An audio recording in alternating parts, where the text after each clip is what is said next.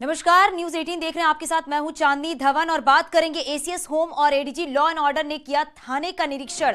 Police अधिकारियों से बात की है, अपराध के खिलाफ जीरो टॉलरेंस के निर्देश दिए हैं। तो ये बड़ी खबर इस वक्त की है। पुलिस अधिकारियों से बात भी की है और अपराध के खिलाफ जिस तरीके से जीरो टॉलरेंस की नीति जारी है उसको लेकर यहां पर अपनी बात कही है।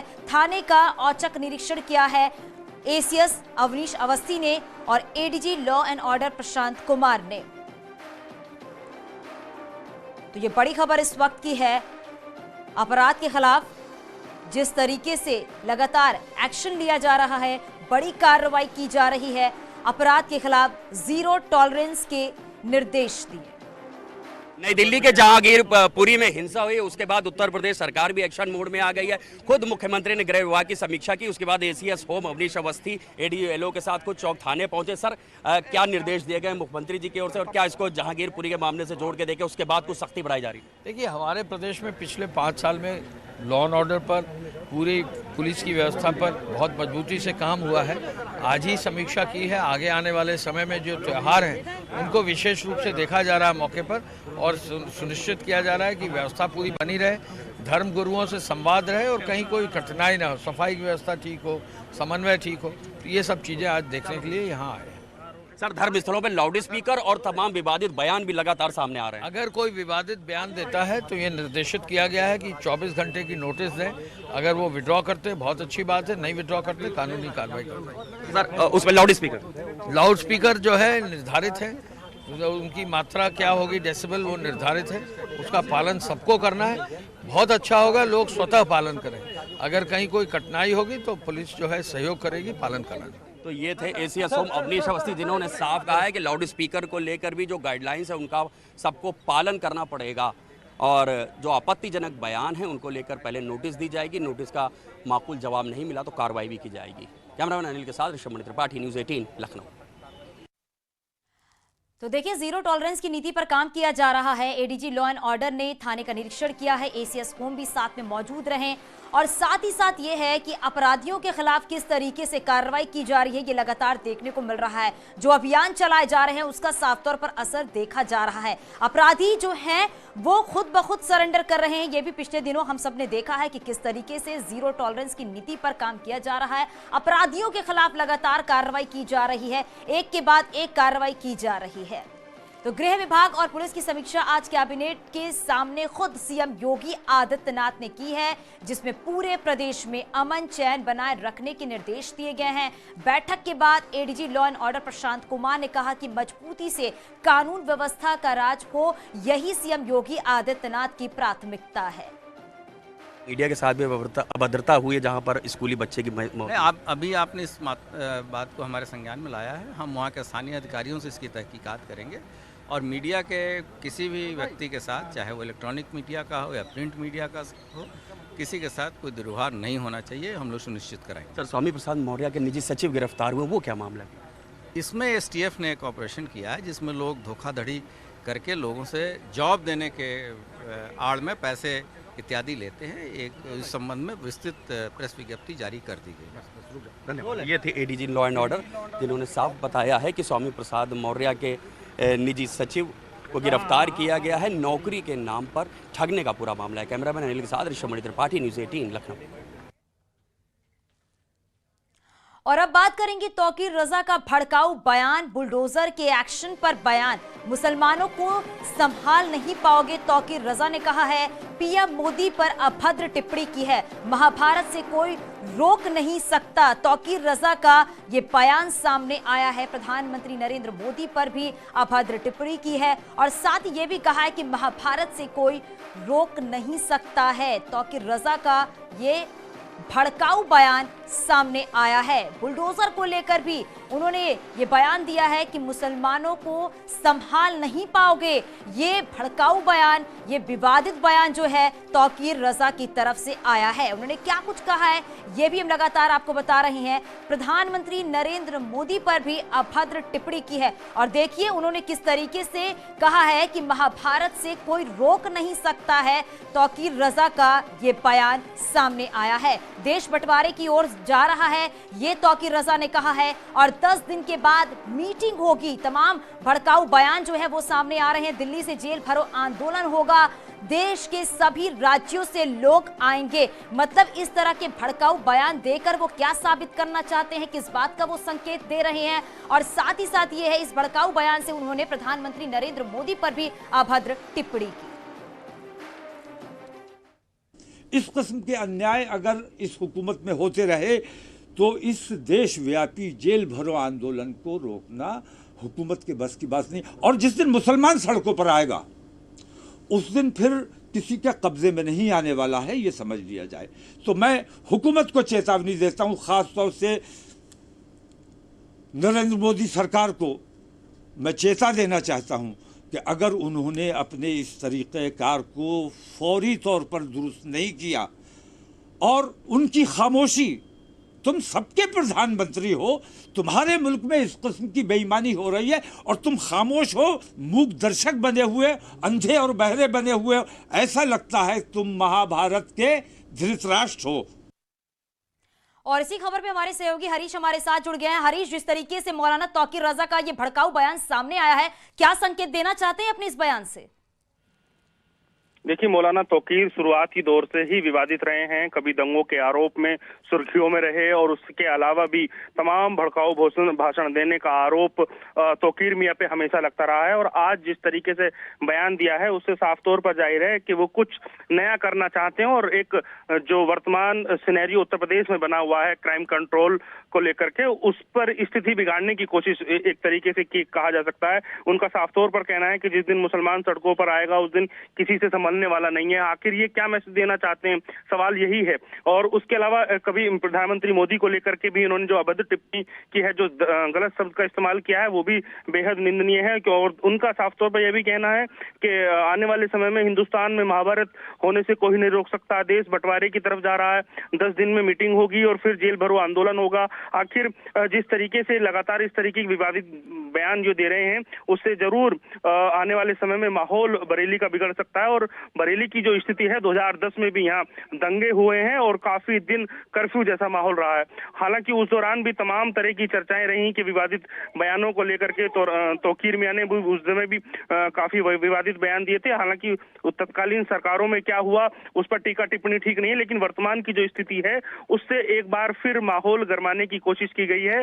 जो सिनेरियो उत्तर प्रदेश में विकास का बुलडोजर जो चल रहा है, उस बुलडोजर को लेकर भी खासतौर पर चिंता जाहिर की है और चिंता के साथ अभद्र टिप्पणियों का जो इस्तेमाल किया गया है उससे कहीं ना कहीं राजनीतिक ओछी राजनीतिक करने की शुरुआत यहाँ से हुई है। जी, अगर बुलडोजर के एक्शन लिया जा रहा है, जो जहांगीरपुरी में देखने को मिला, बुलडोजर चला है, अपराधियों के अवैध संपत्तियों पर अगर बुलडोजर चल रहा है तो इस बात में दिक्कत किस बात की है? आखिर जो कानून है वो तो अपना काम करेगा ना पूरी तरीके से। देखिए, सवाल यही है कि इन लोगों को यही बात समझ में नहीं आ रही है कि आखिर बुलडोजर के नाम पर पब्लिक में दो फाड़ कर देना चाहते हैं। हिंदू मुस्लिम की राजनीति होने शुरू हो गई है और जहांगीरपुरी में भी आपने देखा और बरेली में जिस तरीके से आज मौलाना ने बयान दिया है, इससे साफ तौर पर जाहिर है कि कुछ ऐसा ट्विस्ट ना हो जाए जिससे एक बड़ी घटना सामने आ जाए। क्योंकि जिस तरीके से मौलाना का कद बरेली और बरेली मसलक से जुड़े हजारों लोगों का है, करोड़ों लोगों का है, उससे कहीं ना कहीं एक सांप्रदायिक तनाव जो है हो सकता है।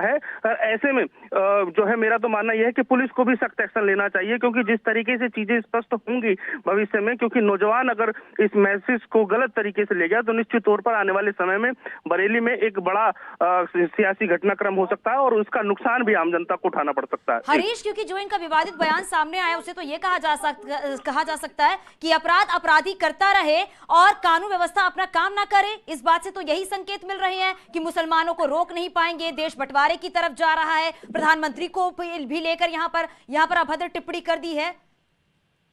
बिल्कुल, देखिए जिस तरीके से देखिए बुलडोजर जिस तरीके से अपना लगातार काम कर रहा है, हिंदू हो, मुस्लिम हो, सिख हो, ईसाई हो, तमाम लोगों पर हमने देखा, तमाम हमने फील्ड में जो और देखा कि सभी के खिलाफ लगातार बुलडोजर काम कर रहा है। जिन लोगों ने अपराध किया है, जिन जो माफिया हैं, जो विभिन्न तरीके के अपराधों में शामिल रहे हैं, चाहे वो साइबर ठग हों, चाहे वो मादक पदार्थों की तस्करी से जुड़े लोग हों, या किसी भी प्रकार का अवैध धंधे से जुड़े हों, ऐसे सभी लोगों की अवैध संपत्ति पर कार्रवाई की गई है। कार्रवाई की जा रही है तो ऐसे लोगों को ही तकलीफ हो रही है कि क्यों इस तरीके से एक्शन लिया जा रहा है। आप हमारे साथ बने रहिए, एक बार जरा और सुनाते हैं अपने दर्शकों को कि तौकीर रजा ने क्या कुछ भड़काऊ बयान दिया है।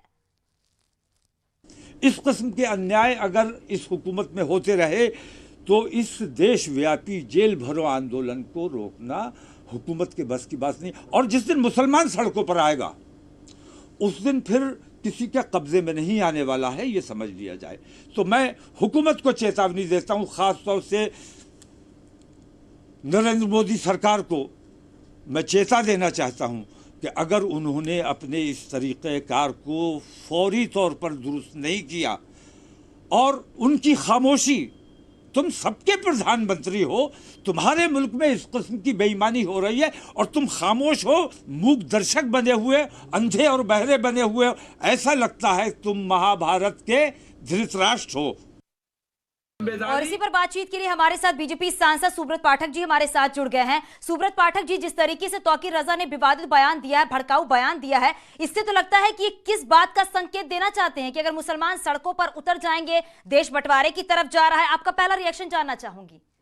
देखो, ये तो इनके जहन में ही भरा हुआ है और ये जहर जो है कि ये अपने सिवाय किसी दूसरे को देखना भी नहीं चाहते। आज उदाहरण हमारे सामने पाकिस्तान है, जहां पर संख्या हमारी कम रह गई, उन्होंने हमें समाप्त कर दिया। अफगानिस्तान है, बांग्लादेश है, रोज जिस प्रकार से बांग्लादेश में हमले हो रहे हैं मंदिरों के ऊपर, तो ये सब जो है किसी से छुपा नहीं है और कुल मिलाकर यही इनके जहन में है। ये सड़कों के ऊपर उतरने की बात करने तो उतरना ही है इनको, लेकिन ये भूल रहे हैं कि ये न पाकिस्तान है, न अफगानिस्तान है, न ये बांग्लादेश है, ये हिंदुस्तान है। और इन जैसे लोगों के प्रति हम लोग भी पहले से ही, अब हम लोगों की आंखें खुल गई हैं, इनके जहन में क्या भरा हुआ है हम लोग सब समझ रहे हैं, सब देख रहे हैं और उसके लिए कहीं ना कहीं इनकी चिंता भी कर रहे हैं। सुब्रत जी, क्योंकि अपराधियों के खिलाफ अगर एक्शन लिया जा रहा है, बुलडोजर अगर चलाया जा रहा है, तो इन्हें तकलीफ किस बात की है आखिरकार? देखिए, यही तो दुर्भाग्य है कि आतंकवाद का कोई धर्म नहीं होता है, फिर आतंकवादियों की मदद के लिए सामने आ जाते हैं। दंगाइयों का कोई धर्म नहीं होता है, लेकिन दंगाइयों की मदद के लिए सामने आ जाते हैं। तो यही सब हो रहा है। अपराधी, दंगाई, इन सब के कट्टरपंथी, इन सब के बचाव में जिस प्रकार से समाज के इस प्रकार के नेता और तथाकथित देश के सेकुलर नेता जो सामने आ रहे हैं, इनका चरित्र उजागर हो रहा है और इनको किसी कीमत पर जनता माफ नहीं करेगी। और मुझे लगता है कि जिस प्रकार से आज हर राज्य में और जिस प्रकार से देश में जनादेश जो भारतीय जनता पार्टी के पक्ष में मिला है, और इसका बहुत बड़ा कारण भी है। सुब्रत जी, क्योंकि ये भी देखने को मिला है प्रधानमंत्री नरेंद्र मोदी को भी लेकर इन्होंने एक अभद्र टिप्पणी की है, जिस भाषा का इस्तेमाल किया है वो उन्हें करना भी नहीं चाहिए। हालांकि जो जहांगीरपुरी में हुई है, अगर कोई दोषी है उस पर अगर कार्रवाई की जा रही है तो दिक्कत किस बात की है? दोषियों पर कार्रवाई तो होगी ना, कानून व्यवस्था अपना काम तो करेगा ना आखिरकार। तो समस्या ये थी कि अब तक इस देश में अपराधियों को धर्म देख के उनको छोड़ दिया जाता था, आतंकवादियों की दामादों जैसी खातिर होती थी।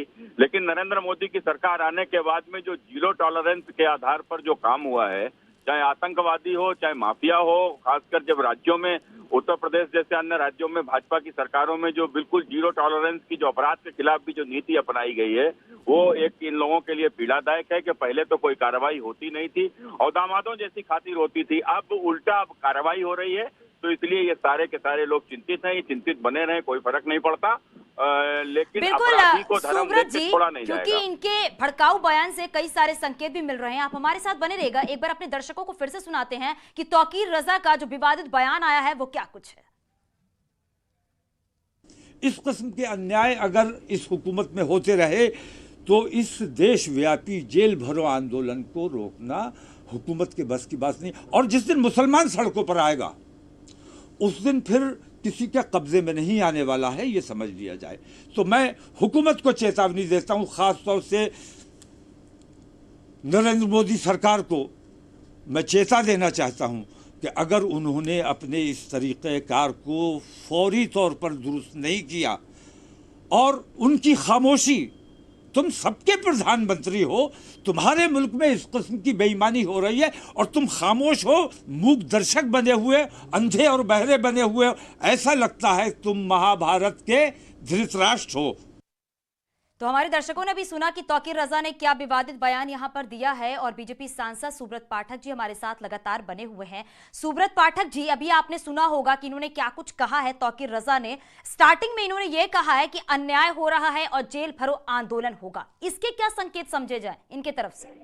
देखो, इसको अन्याय आज तक दिखा कि कश्मीर में इन लोगों ने क्या किया, इसको नहीं दिखाई पड़ा। पाकिस्तान में क्या हुआ, इसको नहीं दिखेगा।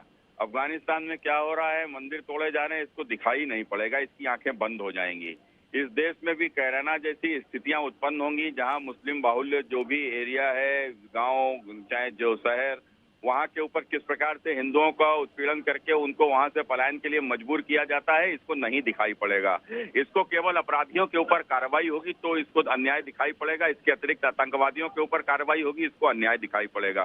तो इसको अन्याय दिखता रहे, इससे कोई फर्क नहीं पड़ता। इन जैसे लोग ये चिल्लाएंगे, इनसे कोई फर्क नहीं पड़ता। निकल के सड़कों के ऊपर आएंगे। यदि मुसलमान सड़क पर आएंगे तो क्या हिंदू क्या देश छोड़कर भाग जाएंगे? इसको इस बात को समझ लेना चाहिए। और प्रधानमंत्री जी के ऊपर अगर ये इस प्रकार की ये टिप्पणी करेगा तो इसको बहुत महंगा पड़ेगा। बहुत शुक्रिया सुब्रत जी बातचीत करने के लिए। तो अभी आपने सुना यहां पर कि तौकीर रजा ने जो विवादित बयान दिया है उसको लेकर क्या संदेश देना चाहते हैं देश में, क्या संकेत देना चाहते हैं। और लगातार जब अपराधी अपराध करता है उसके खिलाफ कार्रवाई की जा रही है, दोषियों के खिलाफ जब कार्रवाई की जा रही है तो आखिरकार तकलीफ किस बात की है। और हमारे सहयोगी हरीश भी लगातार हमारे साथ बने हुए हैं। हरीश, क्योंकि अभी जब बीजेपी सांसद जुड़े थे सुब्रत पाठक जी, तो उन्होंने भी साफ तौर पर यही कहा है कि ये ऐसे ही बोलते रहेंगे, ऐसे ही करते रहेंगे, अपराधियों के खिलाफ तो कार्रवाई होगी ही होगी।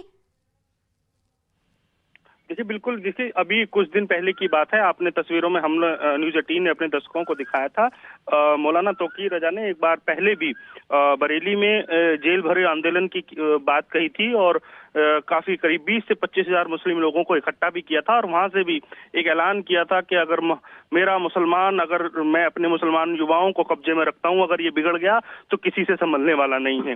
उससे पहले उस समय भड़काऊ भाषण देकर इन्होंने माहौल खराब करने की कोशिश की, तब भी पुलिस की तरफ से कोई कार्रवाई नहीं हुई। आज भी इन्होंने प्रधानमंत्री को लेकर के अब शब्दों का इस्तेमाल किया, भड़काऊ भाषण देकर के माहौल खराब करने का प्रयास किया, बावजूद पुलिस कोई कार्रवाई नहीं कर रही है। लेकिन देखिए, जिस तरीके से ये सब माहौल बन रहा है उस पर अगर कानूनी कार्रवाई नहीं होगी तो निश्चित तौर पर ऐसे भड़काऊ भाषण तौकीर मियां देते रहेंगे। और अभी तक जब बात की जाती है इनसे तो ये एक मुस्लिम धर्मगुरु के रूप में भी जाने जाते हैं, क्योंकि दरगाह आला हजरत से भी जुड़े हैं और लाखों करोड़ों लोग इस देश में उनके फॉलोवर भी हैं। और उसके बाद ये छोटी एक IMC इंडियन इस्लाम मोहदी कार्रवाई करके भी एक ये संगठन चलाते हैं। हालांकि इन्होंने अभी कांग्रेस को समर्थन देने का भी ऐलान किया था यूपी के विधानसभा चुनाव में। लेकिन अब जिस तरीके से लगातार इनके विवादित बयान आ रहे हैं उससे साफ तौर पर जाहिर है कि कहीं ना कहीं उत्तर प्रदेश में जो कार्रवाई हो रही है उसमें धर्मों को बांट दिया गया है। बुलडोजर सिर्फ इन्हें अपने लोगों पर चलता हुआ दिखाई दे रहा है, लेकिन जो दूसरे लोगों पर कार्रवाई हुई है उसको लेकर भी इनकी तरफ से कोई टीका टिप्पणी नहीं हो पाती है। जी बिल्कुल हरीश, आप हमारे साथ बने रहिएगा। बीजेपी के वरिष्ठ नेता हमारे साथ जुड़ गए लक्ष्मीकांत जी। लक्ष्मीकांत जी, अभी आपने सुना होगा कि तौकीर रजा ने क्या कुछ विवादित बयान दिया है, क्या भड़काऊ बयान उन्होंने दिया है। उन्होंने ये कहा है कि अन्याय हो रहा है और साथ ही साथ जिस तरीके से जहांगीरपुरी में बुलडोजर चल रहा है, दोषियों पर कार्रवाई की जा रही है, इन्हें तकलीफ इस बात की है। मैं बड़ी विनम्रता पूर्वक तौकीर रजा साहब से ये कहना चाहूंगा कि वो ठीक है कि एक वर्ग विशेष की नुमाइंदगी करते हैं, लेकिन है हिंदुस्तान के नागरिक, भारत के संविधान के अंतर्गत उनसे आचरण अपेक्षित है।